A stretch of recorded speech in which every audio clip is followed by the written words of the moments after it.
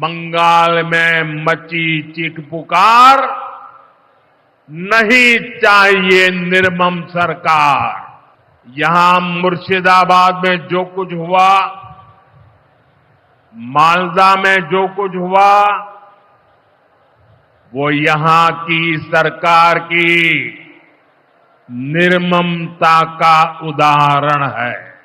दंगों में गरीब माताओं बहनों की जीवन भर की पूंजी राख कर दी गई। तुष्टीकरण के नाम पर गुंडागिर्दी को खुली छूट दे दी गई।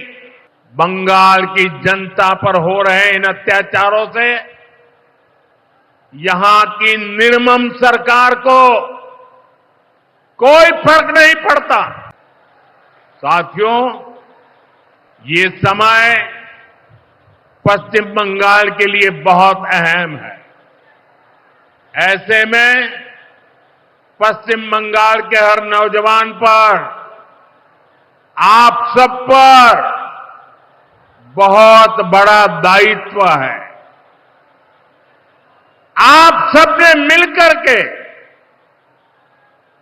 बंगाल का भविष्य तय करना है।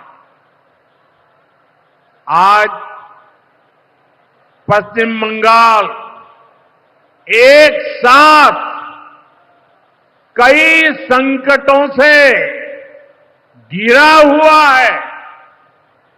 एक संकट समाज में फैली हिंसा और अराजकता का है।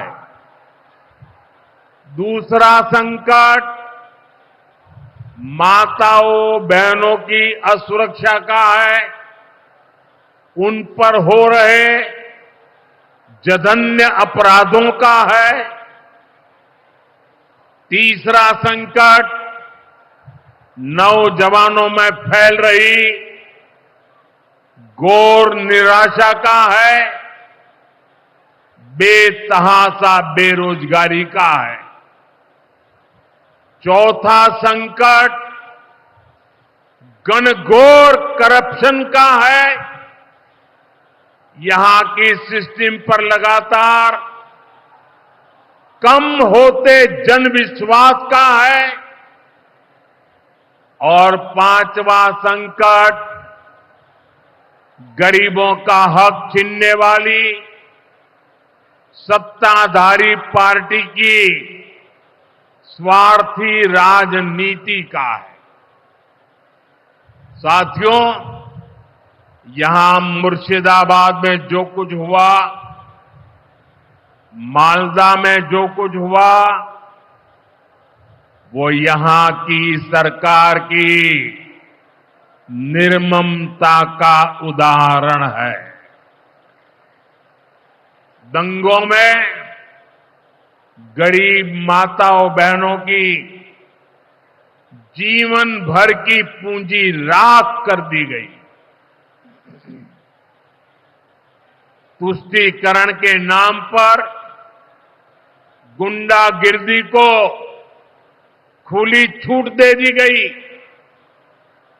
जब सरकार चलाने वाले एक पार्टी के लोग, विधायक, कॉरपोरेटर ही लोगों के घरों को चिन्हित करके जलाते हैं और पुलिस तमाशा देखती है,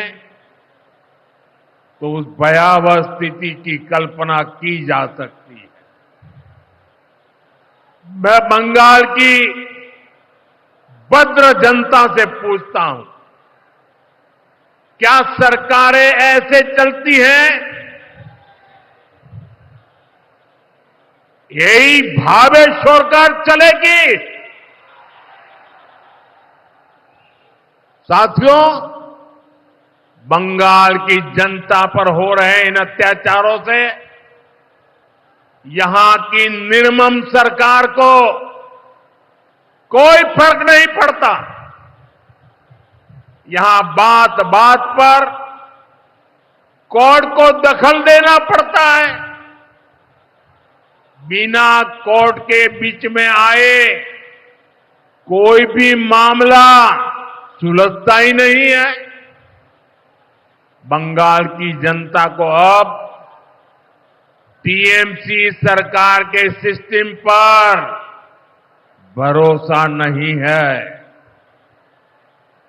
यहां की जनता के पास अब सिर्फ कोर्ट का आसरा ही है।